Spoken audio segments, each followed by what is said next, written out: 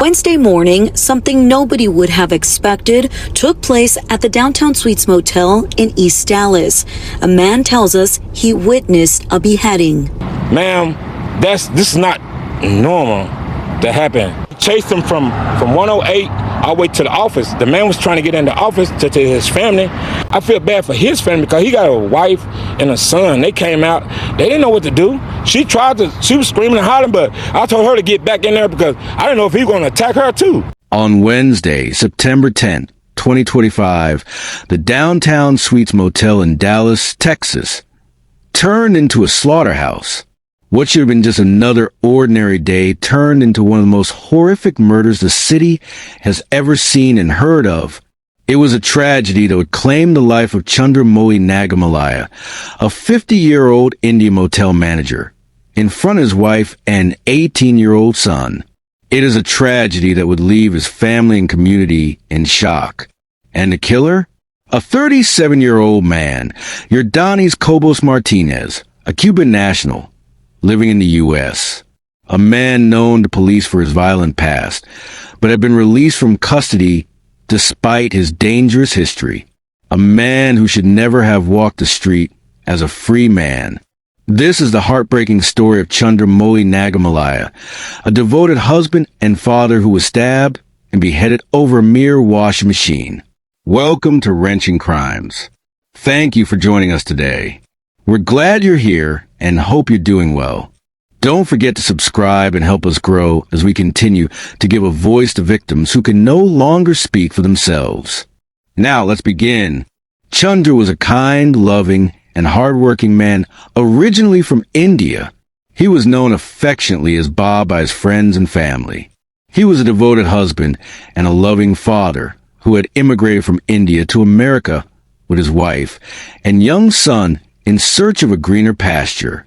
His desire to immigrate to the U.S. started when his elder sister and brother-in-law, who live in Texas and run a chain of hotels, wanted him to come to the U.S. so that they could expand the footprint of their business. When Chandra finally immigrated to the U.S. with his family, he worked hard, very hard, managing the Downtown Suites Motel on the 3400 block of Samuel Boulevard in east of downtown Dallas, Texas. Friends described Chandra as gentle, calm, and hardworking, a man who lived for his family. His childhood friends said that he was kind to everyone, always kept the peace, was very calm and never fought, which even made his brutal murder more troubling and devastating. Chandra's dreams of building a life in a hospitality business in the U.S. were tragically cut short by his 37-year-old employee, Yordanis Cobos Martinez, whose life is filled with violence. A man who has a long criminal history, but was released into the streets. On the surface, Martinez blended in as just another motel worker. But behind that face was a criminal history that read like a warning no one listened to. It started on a normal Wednesday morning. Work was going on normally until a spark started.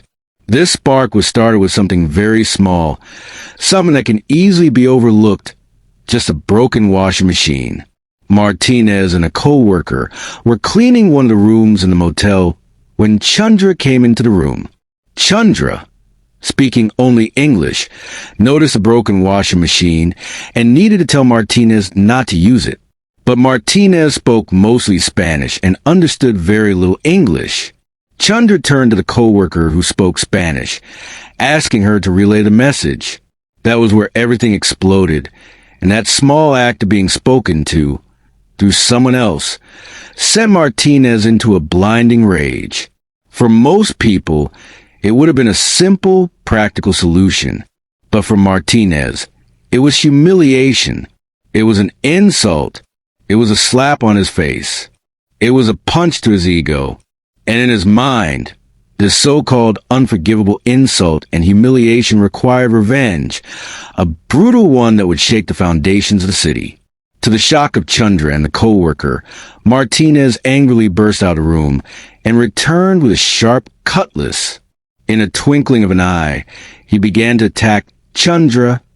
Realizing the danger that awaits him, Chandra ran for his life. He ran towards a motel office where his wife and son were. His family ran out of the office, desperate to save him, but they were no match for the brutality of the attacker, who pushed him aside and continued his relentless assault. Chandra pleaded, just hoping that Martinez would have mercy on him. But to Martinez, mercy had been buried. His mind is made up, and in his violent mind, Chandra deserves a brutal death as a price for telling someone to translate the instructions to him. His wife and son tried their best to stop the vicious attack, but Martinez pushed them away. Blow after blow, the machete fell on Chandra. At a point, Chandra's son, Gaurav, who was wearing a yellow polo, brought a baseball bat to stop Martinez. But to no avail. Martinez took Chandra's cell phone and key card from his pocket and continued the assault. Chandra's wife and son watched with horror as Martinez beheaded Chandra. But Martinez's cruelty didn't stop. He kicked Chandra's severed head across the parking lot like it was just a football, and to the dismay of witnesses, he threw it into a dumpster. That wasn't just murder. That was desecration, a deliberate public act of rage and humiliation. Police swarmed the motel that day. The Dallas fire rescue personnel traced the blood-stained Martinez, who was still holding the machete, which he used to murder Chandra, until the police arrived and arrested him. The police found Chandra's body in front of the office and his head in the dumpster. During police interrogation, Martinez confessed the murder. He remains in custody with no bond, charged with capital murder. If convicted, he could face life in prison or even the death penalty. Here is the unsettling truth. Martinez should never have been walking freely on the streets. His criminal record read, like a warning sign no one wanted to see. He had faced prior cases in Florida, California, and Texas before his Dallas County arrest. Back in February 2017, Martinez stole a Mercedes out of Miami-Dade County. The car broke down along the road, and he was arrested and charged with felony grand theft motor vehicle. 4 months later, in June 2017, in South Lake Tahoe, California, he was arrested after attempting to carjack a woman. Martinez, completely naked, tried to force himself into the woman's car while pulling her hair and clothes and sitting on her lap. Neighbors and police called it bizarre, but it wasn't just bizarre, it was dangerous. Martinez told police he had about 20 beers and smoked a joint of marijuana before the carjacking. Martinez's criminal activity then continued to Texas, where in 2018 he was arrested on an indecency with a child through sexual contact charge in Harris County after allegedly grabbing a 14-year-old girl, bringing her behind the bushes and assaulting her. The charge was later dismissed for insufficient evidence. In the same year, 2018, he showed that danger again. In Houston, he was arrested for aggravated assault, accused of choking and threatening a woman. He was convicted in 2023 and sentenced to 1.5 years in prison. In early 2025, Martinez was released from prison after serving his sentence. U.S. Immigration and Customs Enforcement immediately took him into custody, planning to deport him back to his country, Cuba. But his country refused to take him back, calling him too dangerous, too unstable. His crimes were too devastating, and he would only become a terror to their community. This left the authorities with little choice. So, U.S. Immigration and Customs Enforcement has no choice but to release him under an order of supervision. So Martinez drifted back into Dallas, living freely in Dallas, working at a Dallas motel under the supervision of Chandra, and walking freely among families and guests, but carrying with him that volatility, anger boiling just under the surface, waiting for something small, something trivial, to light the match. And 9 months later, on September 10th, 2025, that match was struck. A broken washing machine. A simple order from his manager.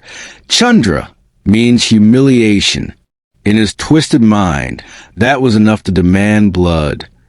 The system meant to hold him back had failed, and the consequences were tragic. What makes this story so devastating is that the warning signs weren't hidden. They were right there in plain sight. This wasn't some mystery man lurking in the shadows. This was someone with a violent past, a record of harming people over and over again.